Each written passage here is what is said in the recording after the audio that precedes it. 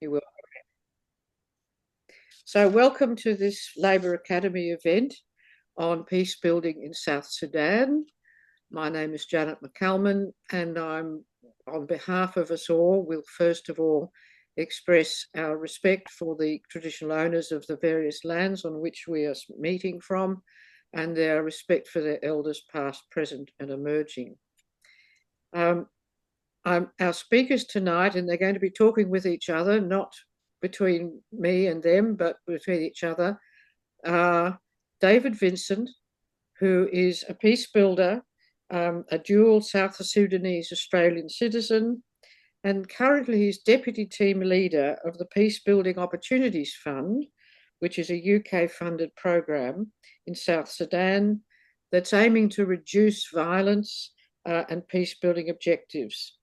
Now, he's an advocate for community-led peace building, and he'll talk to us about that. It's something that's needed all over the world, and one day we hope will be needed in the Middle East, in Israel, Palestine, and Lebanon. And he's instrumental in the establishment of a peace canal, a national NGO during the first phase of the PEOF. He brings a personal passion for peace and reconciliation work, and a deep understanding of the drivers of conflict and peace. And he's also an author of a memoir, The Boy Who Didn't Die, based on his own life, because he was a child soldier after fleeing the Civil War, and then got co-opted into the army. So he has come a very, very long way. And I know is very, very thankful to have got to this country, and we need to help back. Now, Tania Miletic is a peace builder. She's the Assistant Director of the Initiative for Peacebuilding and a Senior Research Fellow at the University of Melbourne. She's been working in this field for over 20 years in policy-oriented research, in practice, teaching progress students, and she does a lot of work around the world, particularly at the moment in Bougainville. So she does it on the ground. She's a practitioner as well as a theoretician, and she and David are close colleagues. So I'm going to hand it over to them and ask them to speak. Thank you very much. Thanks, Janet, and welcome and good evening. It's wonderful to be in conversation, David, with you. We've known each other for some time now. I think easily 15 years. Would you say? Yes. Yes. We were just talking before we started about the new life that's come into your family, and you mentioned that your son was just named after your grandfather. I wonder, do you remember your grandfather? Like, do you have early memories, like from when you were young, before the age of 8? Yeah. Unfortunately, I don't have early memories of my village or my family that much, because when I left, my childhood just sort of went with me. And so I built my early memories out of refugee camps, my life in the refugee camp and during the war, unfortunately. So sometimes when I see I have a daughter and now 2 sons, I just look at them and I say, wow, when can I actually begin to tell them my journey one day? So unfortunately, I haven't seen my grandfather, but I think before my father passed, he spoke fondly about him and his role as a leader in the community back then in my village. Beautiful. And could you share a little bit about growing up in Kakuma and those years? Yeah. Thank you, Tania. My journey, a typical journey, began in South Sudan in my village. So my mother is from a different tribe, very small tribe, and my father is from the largest tribe in South Sudan, Dinka. And so my father, he was a town clerk. So most of the time he will travel around and then comes and then leaves. But this particular moment I remember vividly, because when he came in a rush somehow. And I remember running towards him instead of usual giving me a hug, he just shoved me aside and said, "Where's your mother?" And straight away I noticed that something was not right. And I was very young, I think about seven or so years. So they had a quick conversation with my mom while I'm standing watching them, and my mother was crying. And straight away she came and gave me a very big hug. And my father just pulled me away from her as we walk away. And that was the beginning of my journey, really, as a refugee child, as a war child. So we walked for 3 months to Ethiopia. At the time, the war was really heavy at the time between North and the South. So the likes of my father were being targeted because they were educated. And so that's what drove my father, and the likes of my father drove them to actually leave immediately. And so my father, whether it's a good decision or not, decided to take me along and left the rest of the family. It was a very painful sort of departure. But of course, as a child, straight away, I began to see that I have to grow up. And I remember this scene very clearly when my father looked at me, a 7-year-old, and he's like, "You are now a grown-up man." And I was like, "Oh, okay." So a 7-year-old, a child has to grow up because he knew what was ahead of us. And so that was the beginning of my journey. So we ended up in Ethiopia, stayed in Ethiopia for about 5 years. And then the conflict broke out. And of course, when I was 12 years old, in that mix, so most of us were trained as child soldiers to actually support what was happening, the conflict back in South Sudan. Not many made it, but I was one of the very lucky one who made it. And then we crossed the border again, went to Kakuma, the refugee camp, where I spent most of my childhood for 12 years before the Australian who gave me the second birth or the second life, basically. And you weren't alone, were you? There's a lot of young men that you for a while called yourselves, I don't know if you still do, the Lost Boys.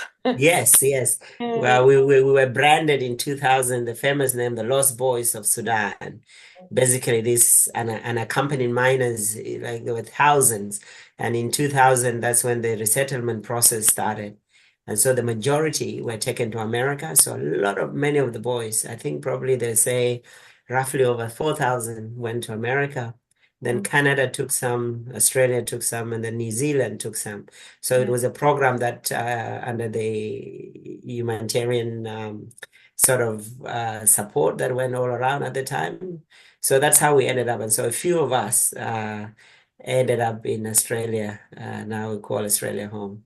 What year was that you arrived in Australia? In August 2005. I can forget all the months and the days, but I remember very well August 2005 at 8 p.m. That always stick in my mind. Oh, it's so interesting too. And it was a month after the comprehensive peace agreement was signed. Yes, yes. We know in the peace building field that, it's a long process, and a signing of a peace agreement is a political moment. It's not the end. It doesn't bring peace. It's a long post-agreement struggle for peace, as has been the case in South Sudan. But do you remember the signing of the peace agreement? Was it significant at that time in the camp? Yeah. Very, very significant moment. At the time, I did not understand the detail of the agreement itself, what it entails. But what was quite important to me and many of us, especially the lost boys of Sudan, that we were deprived of our childhood because of this conflict. And for it to come to an end, it was quite a jubilation. It was quite an honor for us, really, although we were not physically there, but just to be able to hear that it has come to an end, because we lost so many of our comrades. Very young lives were taken because of that.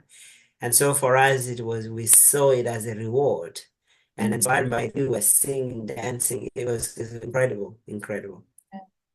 And so when you arrived in Australia, and that would have been what was your early impressions? Because did you know much about Australia, or did you have that? No, I didn't know much about Australia apart from reading through geography. My English was really I had a very small, I mean, very, not quite, let's say, good English at the time. But we were talking back in the camp, we talk about where the kangaroos are from. And so we always associate Australia with kangaroos. And so that was the little I knew about Australia as a continent, really. And so my earlier days when I arrived, as I told you, in August, it was, man, the cold. I've never experienced anything like that in my life. You can imagine Kakuma refugee camp is like 40 plus degrees. And Uh, here I was walking out of the airport when it was, I can't remember how cold it was, but I certainly felt it. yeah, I mean, it would have been an extraordinary period of transition and change. Yes. I came to know you Yeah. once you were already moving towards initiatives that were supporting peace and opportunities for people to have opportunities to know one another, especially young people. How did Mm. how did that part of your sense of conviction and work, when did that, start to guide what you were focusing on? I I say I had a pretty good experience when I arrived in Australia. I remember walking down Brunswick Street because we have in Fitzroy those high rise. And while walking the following morning, and people would just look at me and smile. Whoever I pass, they look and smile. At first, I thought, gee, what's wrong with me? Have I dressed in a way that is not so good? But that was the beginning for me really to sort of experience Australia, people very welcoming, very warm. But that very quickly, I could say, Tanya, it changed very quickly. After I would probably say that period of honeymoon and the reality of settling in Australia kicked in. And at that time, I didn't know where my parents were and just with friends. And I have to really go through that settlement process. And of course, Australia, gave us quite a lot, that process. But one thing really that came through quite quickly and that sort of steered me towards youth work was this constant stereotyping in the mainstream of the other, or let's say the African heritage, or in particular, we South Sudanese copped it very hard at the time in the mainstream media. So that really got me to say, okay, what do I do here as an individual and as a community member? And the very first thing I decided was really that to address some of these is to be able to tell my story, because I felt that Australian did not understand the typical refugee story, and that in particular from South Sudan. So that's how I ended up publishing my book. But in that sort of got me to begin to really work with young people as well, because some of the young people came very young, some were born here. So I wanted to share a little bit about to show them how privileged they are to be in this country and not to take anything for granted. Mm. But you've also raised how hard it was too, because as we know, a lot of the stereotyping and media portrayals of young South Sudanese, although they weren't always South Sudanese, but they were said Yes. to be South Sudanese, a lot of young people, none of that came to bear. None of that was really founded or based on a full truth. And it was really difficult. It was difficult for young people and their families and the community, but it became quite a political opportunity. It became highly Mm. politicized at the time. And so I remember you were doing some work with young people, but you were also trying to connect as much as you could with local members and the Victorian Multicultural Commission and Mhm. those areas.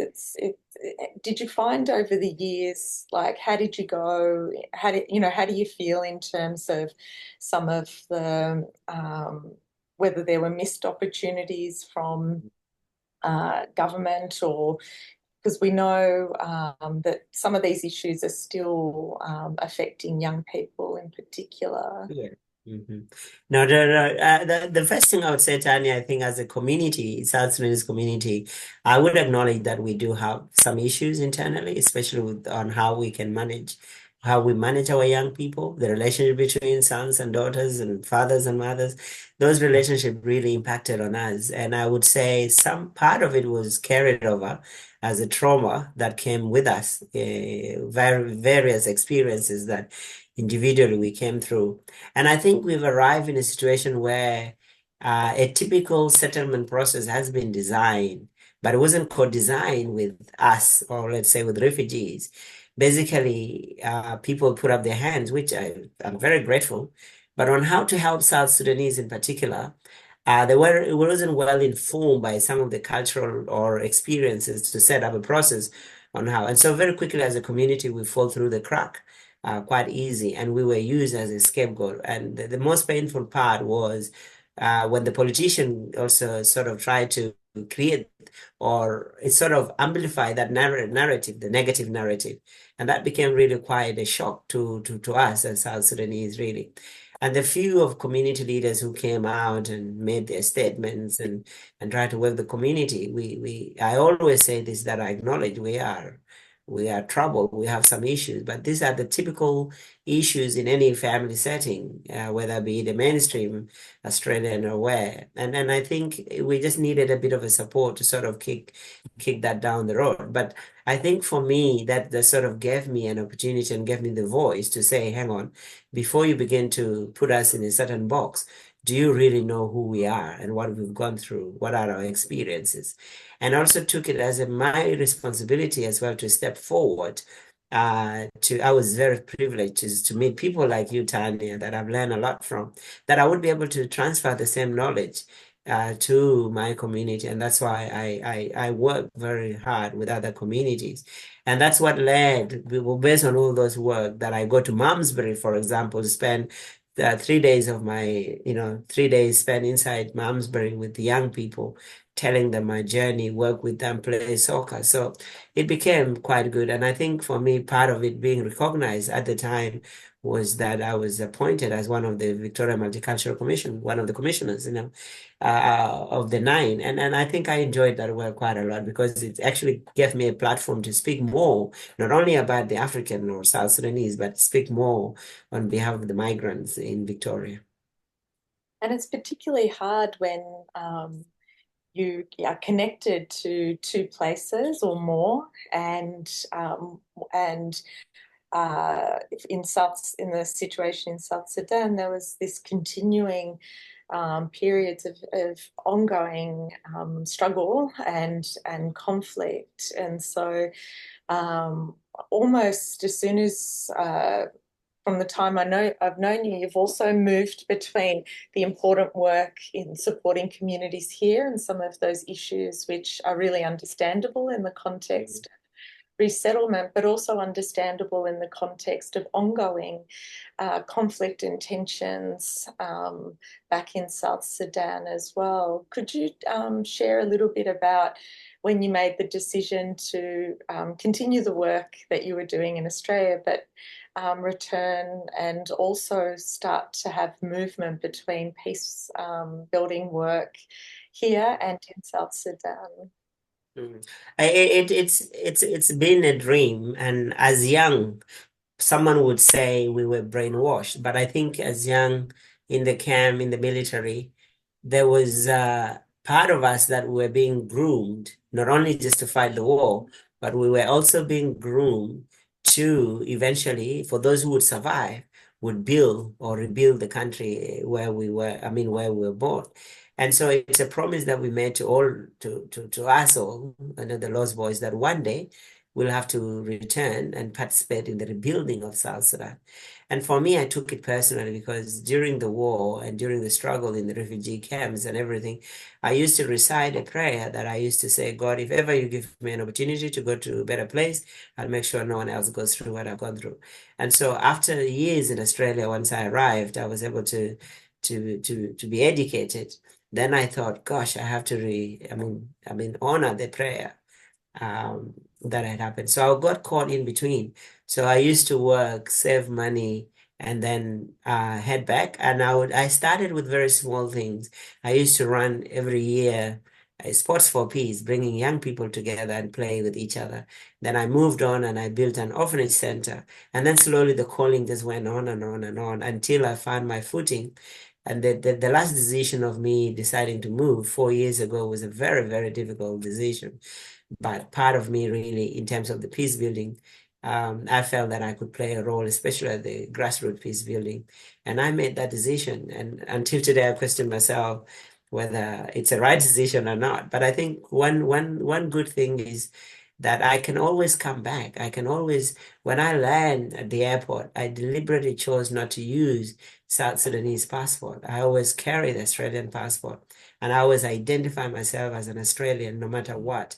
And for me, I'm now coming, I go back as an Australian that is contributing overseas, and just to honor that early age calling of wanting to be a peace builder.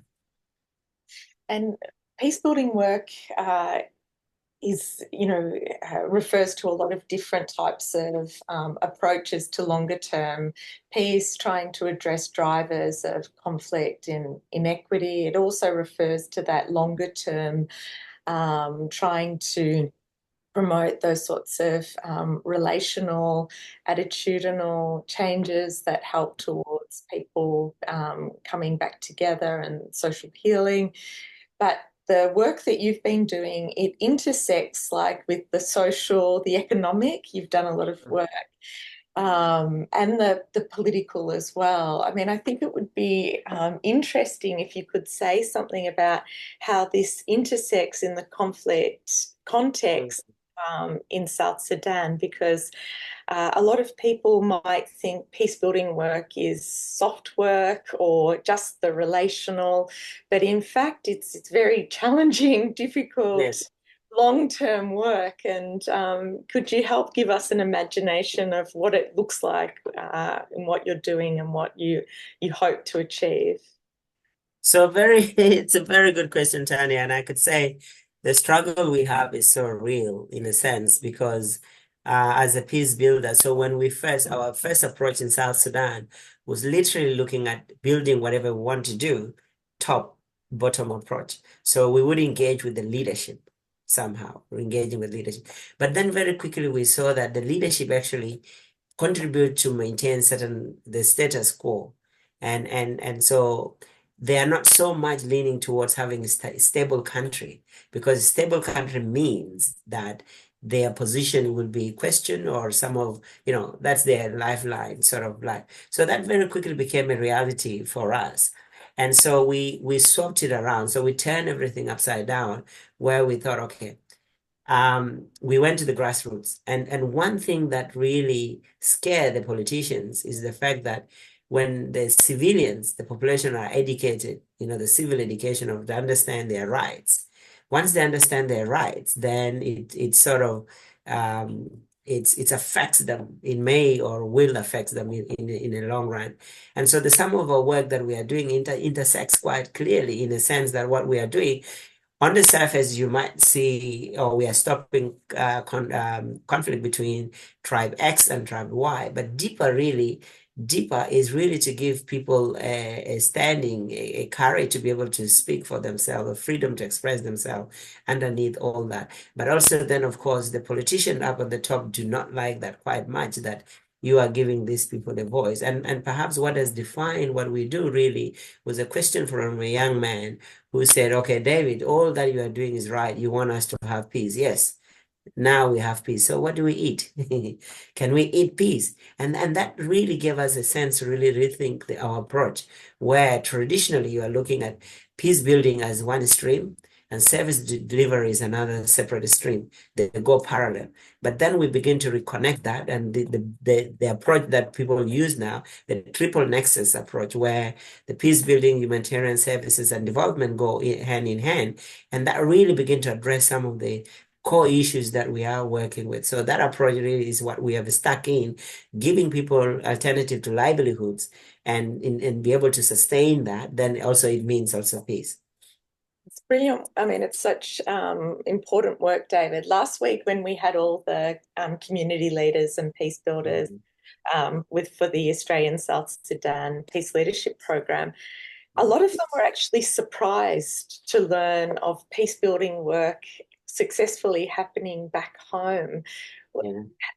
Yeah, I mean, I know that even in the Australian context, we don't have enough of an imagination, as Janet said, for what this important work is, and let alone trying to support it more. So, were you surprised that people from the community here weren't aware of some of the good work happening? To be honest, yes, I was surprised. In a sense, I thought everyone knew what was happening back home. But after my presentation and sort of highlighted briefly what some of the good work, and what also surprised me was the interest within the community leaders. Everyone wants really to understand more and wants to connect more and want to see where they can support further.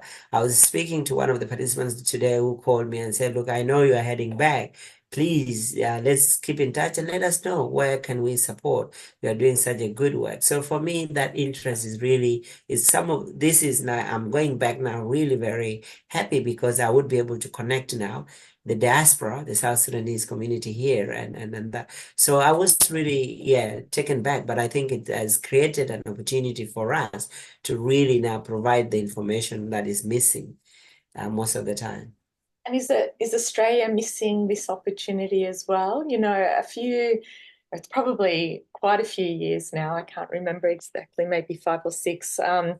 The former Australian ambassador to Addis and Kar and South Sudan, he said the best way, given how small Australian government funding is to Africa, let alone South Sudan, he said, you know, the most best use of that money would be to diaspora in Australia, the South Sudanese diaspora, to support the peace building efforts. This was like several years ago as a statement, but we've not seen anywhere near enough support to peace building initiatives. The Australian government, we often hear that support comes through multilateral pathways like the UN Peace Building Fund and so forth, but that doesn't touch or reach a lot of the on-the-ground initiatives that you're describing, or the sort of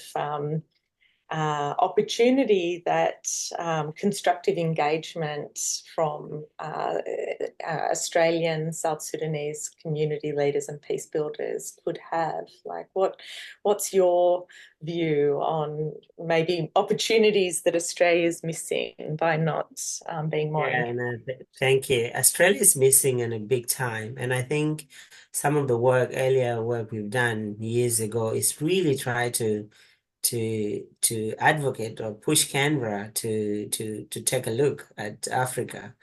And unfortunately, some of the earlier responses we've received, whether it's Labour Party or Liberal, it's more of our focus is on the Asia Pacific, which I understand 100%.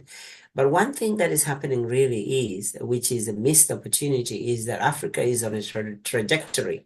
Africa is on the rise. And with that, I think our leaders, Australian leaders, should be able to stay with that rise and be able to make themselves relevant. Because I don't know, but eventually I feel like Australia will need Africa. The rest of the world have realized now. If you look at China, you look at America, they have realized we really need Africa, and so they're beginning to invest more in Africa, and unfortunately Australia is not getting through. And it's so unfortunate that anything that Australia does, could be wrong, because I'm now probably talking to some of former politicians here in this audience. But the truth is that it's almost like Australia, and this is my naive thinking, that whatever Australia does internationally, by far being guided by either the US or the UK. But Australia has such an amazing reputation that they can stand by their own and have built their own friendship around the world, not necessarily being told by Americans do this and that. And so so there is a massive opportunity here in Africa, where when Australia will realize eventually that, oh, actually we need Africa, it will be too late, because a lot of people, you could see a lot of developmental projects that China is running around, actually taking all over Africa at the moment. And that anyone will look at it and say that's a bad thing. But eventually what they're doing is they're marking their territories slowly by slowly. And African leaders have realized this now. And there is a lot of favorism or turning towards China, not because China has best democracy or anything. No, it's just because China is listening to some of their needs and some of the callings that are coming. China are listening, even though they are not doing anything. They are actually listening. And I'm a person who is really scared of the China investment in Africa, but at this stage, the way it's going, so there are opportunities. That I think I don't know how the Australian policy towards Africa is. I haven't sort of kept touch lately, but I think there is a need for Australia to really keep tab or engage in Africa in general, even if not South Sudan, and really see that. But Australia also should be very proud of themselves, of the South Sudanese community. And I can be biased by saying this because if you look at the statistic of how many of South Sudanese Australian that have gone back and playing a major role in the government. It's incredible number. And Australia should be proud of that and take credit of that. People are doing quite incredible work. And one day I said, I wish there is a program specifically by one of the main television, just come down and follow a few Australians and see what they're doing in South Sudan, that contribution. Perhaps that can change the thinking of the people a little bit. So I say there are opportunities, especially in the mining, in the business sector. Australia is leading in mining sector. And South Sudan at the moment, people talk of the oil, people talk of that. But there are other minerals, in particular mining sector, that Australia can venture through and make their presence known. So these are the things, Tania. And we are not getting tired. We will keep knocking the doors in Canberra until maybe the right person will come up one day and say, yeah, let's listen, let's try to listen. You've put some good ideas out there. I don't think you're biased at all. I think there are extraordinary Australian, South Sudanese leaders in South Sudan, but also here in Australia. Yes, yeah. And contribution, yeah. Absolutely. And I also think it's all the things you describe, but also that even the people who haven't gone back to South Sudan, many of the leaders and people of influence and in decision-making positions, they have family here. So there's a lot of Australian connections, whether they send their students to study, their children to study as students in Australia. And it's some other, I think South Sudanese community is a little bit unique in that way, that there is a lot of fluid movement between contributions here and in South Sudan. And just lastly, there was also an idea you put up about, even having some sort of embassy or a desk, something, that enables better bilateral relationships and and I think listening is really important. We've got an opportunity to develop how we approach our relationships. And I mean, it's something that's raised in relation to the Pacific, which is a priority area, like you say, that we don't listen well enough and we don't partner in a way that reflects deep listening and mutuality in that way. So I think it's a broader lesson, but an important one in the case of South Sudan as well. But and I just wonder, David, just lastly, if you think about how hard it is, the process of not just moving from the Comprehensive Peace Agreement in 2005 to the referendum and independence in 2011, and then what you're describing, you've still got a type of leadership that is finding it difficult to move away from zero-sum politics, like move away from this sort of competitive approach. But, there may or may not be elections soon, but it is likely to be next year at least. So there's also a question not just of peace building, but of conflict prevention. Like, how do we respond to some of the potential when do you have ideas about information dissemination, some of these things that can be problematic but might be approached now as a way of encouraging constructive engagement in South Sudan's politics? Yeah, I think the entry point for Australian government is the South Sudanese community in Australia. These are individuals that are very, very influential. Some of the individuals in Australia really are doing some incredible work there. Some are playing key roles, some are even playing negative roles, and I feel the start to that entry point is the South Sudanese community who are here, and we begin to work with them. And perhaps it could start on just on the leadership, mentoring, giving them an alternative. We mentioned earlier about the understanding of the democracy. And if we target, the South Sudanese community here, work with them, for example, through the Labour Academy or what, and really have some mentoring program going on, that directly you are impacting what is happening in South Sudan. And I feel, yes, it could be a way to really start this going in the sort of influencing what is happening back in South Sudan. Because all these individuals who are here, these community leaders, have direct voice and they influence decision in South Sudan. So that's a good way to start, really. Wonderful. And I think that's an invitation, isn't it, Janet? It is indeed. And we need to recruit more South Sudanese people into the party and to get them involved. Yes.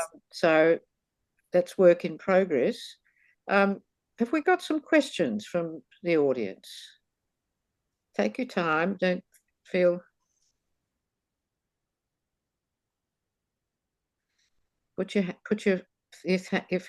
me your indicator if you want to ask a question. Yes, you're allowed. If Tania. Janet, is there such a thing as a mentoring within the party and academy for? So one of the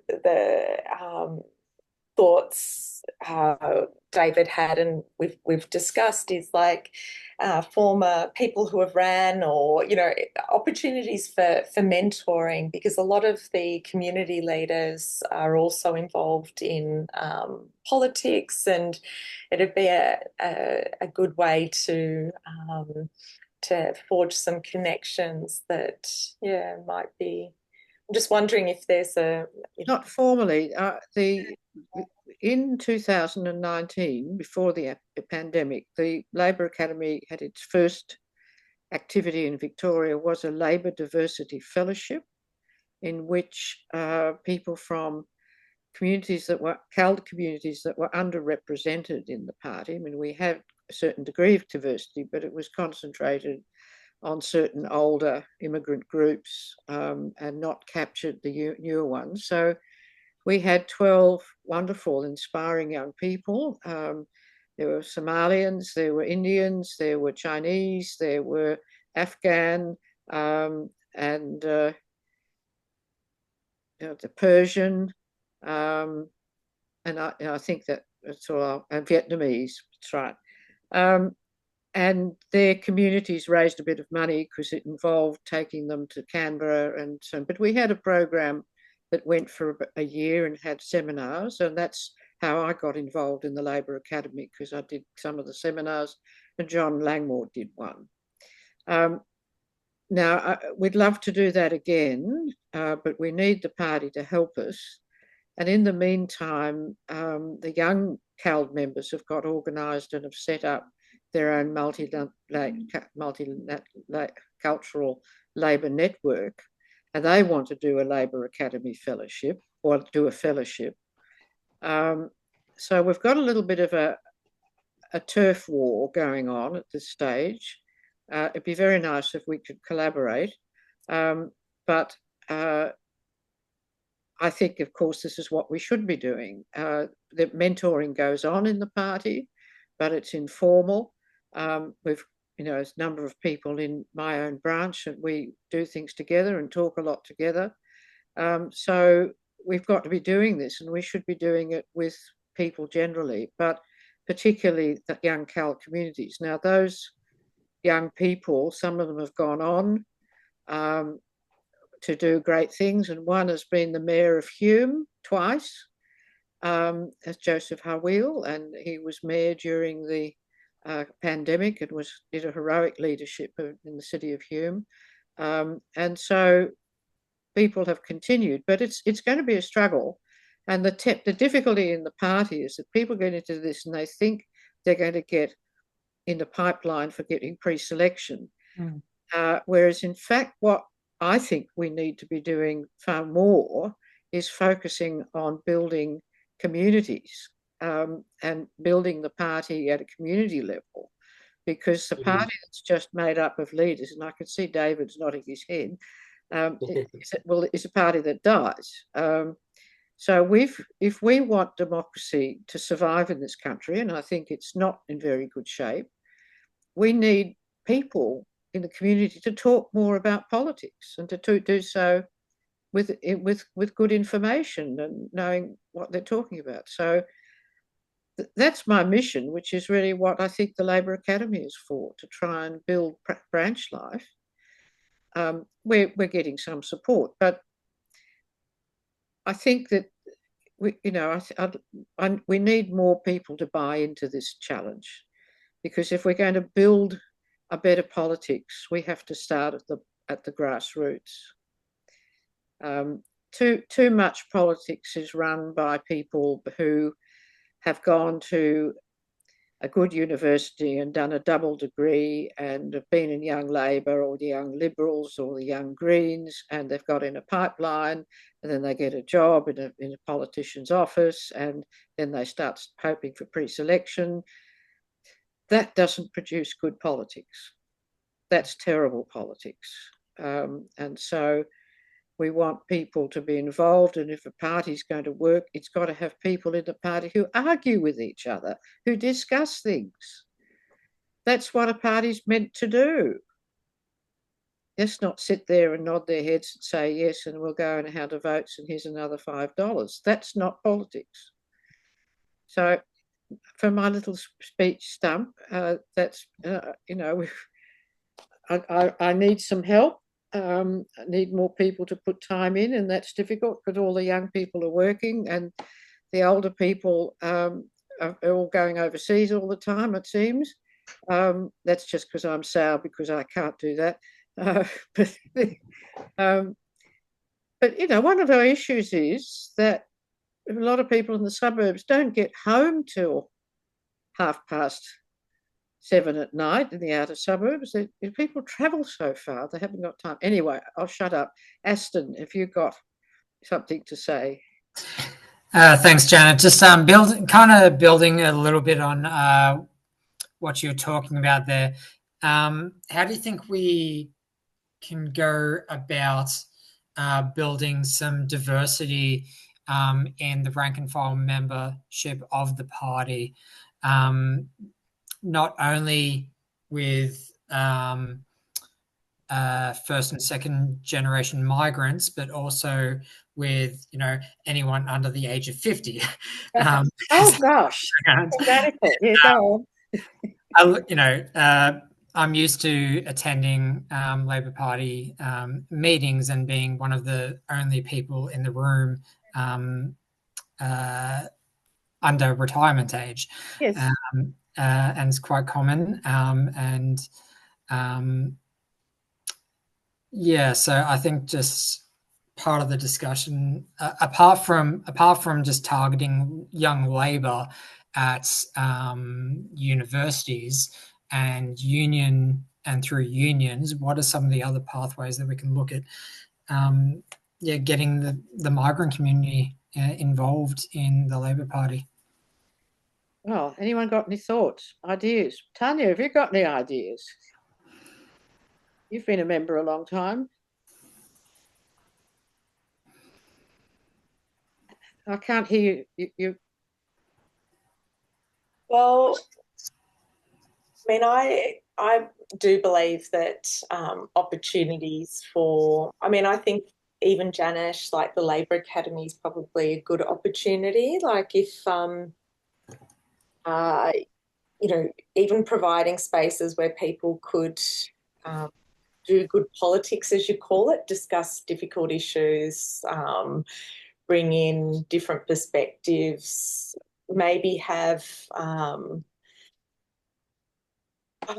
look, it's hard. Like, so we just brought together, David, you can come in on this conversation, for example. So the, you know, conversations we've been having recently, I mean, there's, you know, people do, as you say, work full time. They often have community roles and obligations and commitments on the weekends and evenings. So I agree, like, time is an issue, but there is a desire for engagement, but it's often the way it's done can be tokenistic or not. I'm not really. All right, I've put you on the spot a bit. Well, it's just tricky, Janet, because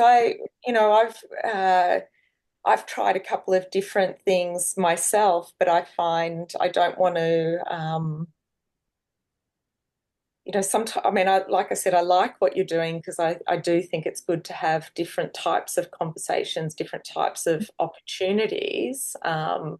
One issue is how to reach people more. The other is how to bring back some of that confidence in the grassroots engagement in politics. Well, I mean, maybe we're going to have a very nasty shock in the next election to shake us up. But Jesse's got his hand up. Jesse. Yeah, I had a related question to David. He was mentioning how he ran some sports events for the youth, and then he did an orphanage, and then he's done a bunch of different things in South Sudan. So I was curious to hear what kind of forms of peace building engagement did you find that were effective, and what was ineffective, or what was your experience being with engagements with different demographics, and how you do that sort of grassroots work? Jess, just before I come to your question, Jess, I think earlier the reflection on how to engage the community, the South Sudanese community is quite easy to engage really because there's a structure there that Tania knows. By just even having a meeting with one person, and then tomorrow there will be two, the third day, fourth, and then all of a sudden you have the whole community coming to you, so long as you look at their needs and they can see that potentially they could be heard. And what are those some of the needs? It's creating a platform where they can feel that they are being heard. At the moment, the top thing in the South Sudanese community, if someone wants to address, is these issues of youth, you know. The community is struggling on how to handle the youth. And by coming in at the back of that, I think you can get through quite easily to engage the community through, and there are I know quite a lot of individuals who are Labour Party members, but although they are not active in a way. So that's quite of that. But just, I think what we did deliberately was we took risk, or I took risk personally, to really, because when we do peace building, what I found when I started my work in South Sudan was that a lot of the peace processes that are being done, or the community dialogues, you often miss the target people, the real perpetrators of conflict. And because they always are, they are in a very remote areas and it's hard to reach them. And so, and most of the organizations that are leading some of these peace processes are international and expatriates that go to South Sudan to contribute. And so they cannot move beyond their comfort, the IAC rooms comforts. They can't go beyond that. And so what we really did was we recruited individuals from the community and work with them, and which means we were able to reach those areas. So most of the part, very risky. We have to walk, there's no water, clean water. But then we just went and lived with them. And I think for me, it's a life that I've lived before. So it was not hard for me to say, yeah, I'm going to do it. So by really going down deeper and engage the real people who really want peace or people who participate in this conflict, I think that's why we quickly move at the heart of it. And I enjoy that, very much. Yeah. Thanks, David. Anyone else got some thought or questions? I mean, I'm getting ideas as we're talking. I mean, one of the things that is going wrong for us campaigning, especially as you get closer into the city where people are living more in apartments, is that you can't reach them. Very few people now pick up the phone for a phone bank. They won't pick up a strange number. And then in the suburbs where there are a lot of apartments, you can't door knock because they've all got security.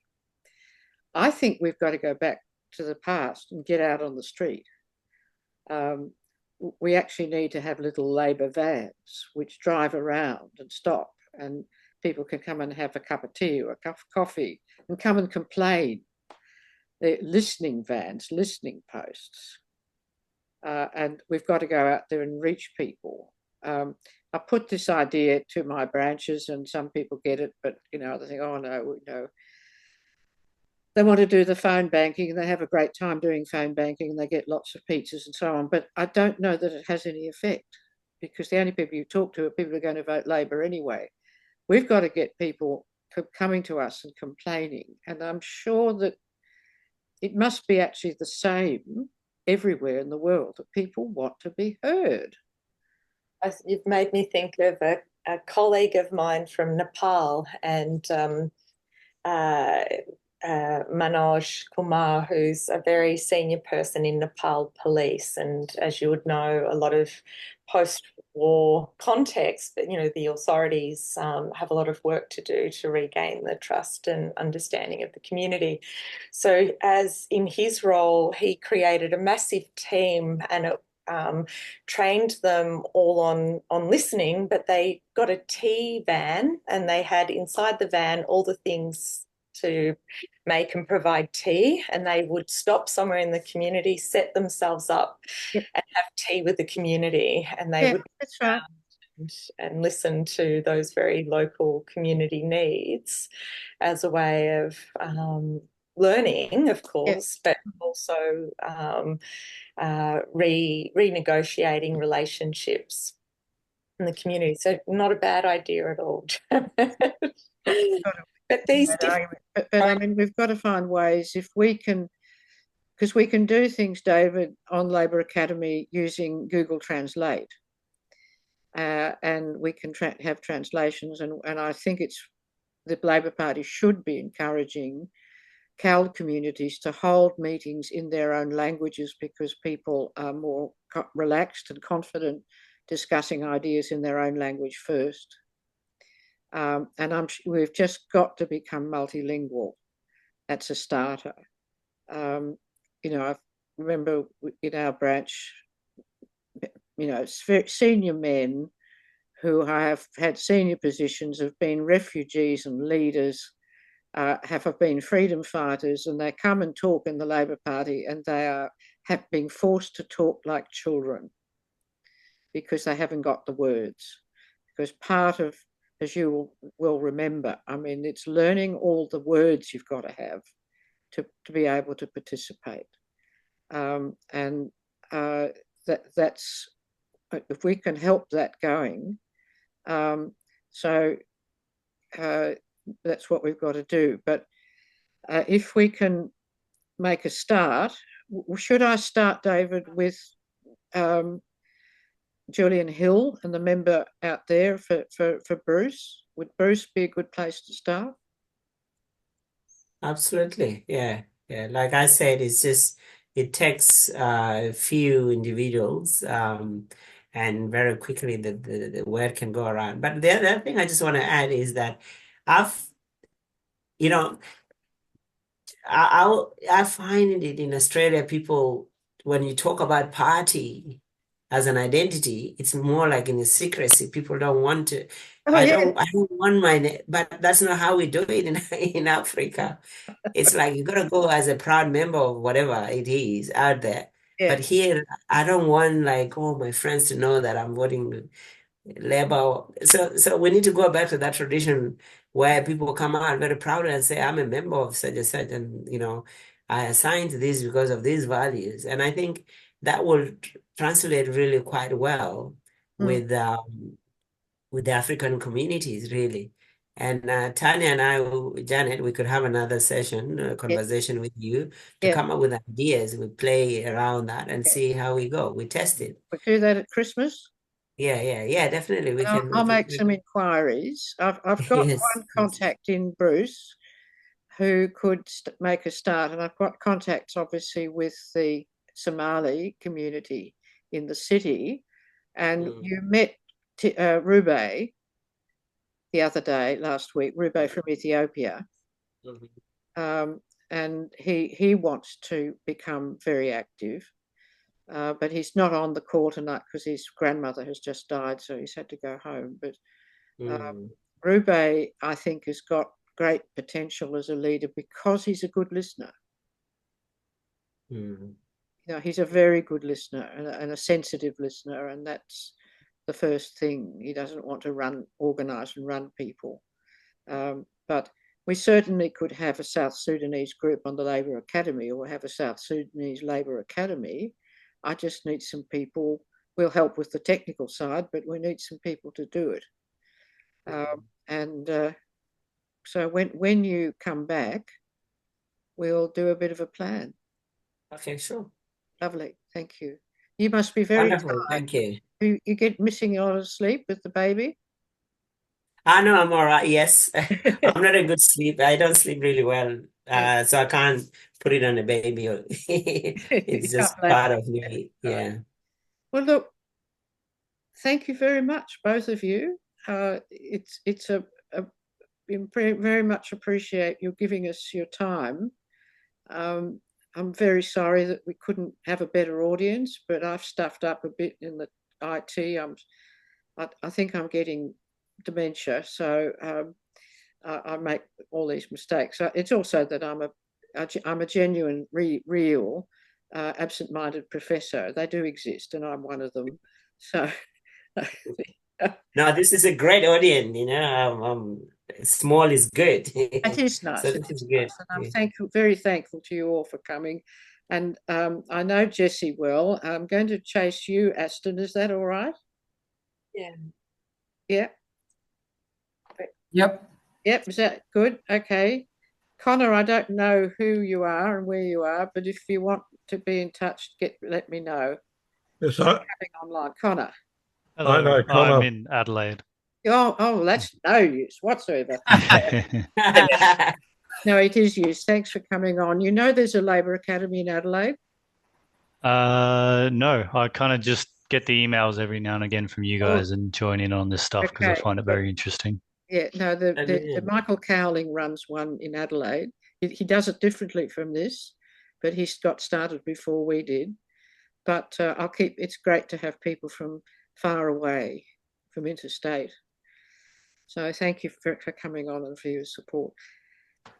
So David, have a safe trip back to South Sudan and a safe 3 months. And thank you very much, Tania, I know how busy you are. When do you go back to Bougainville? Thursday.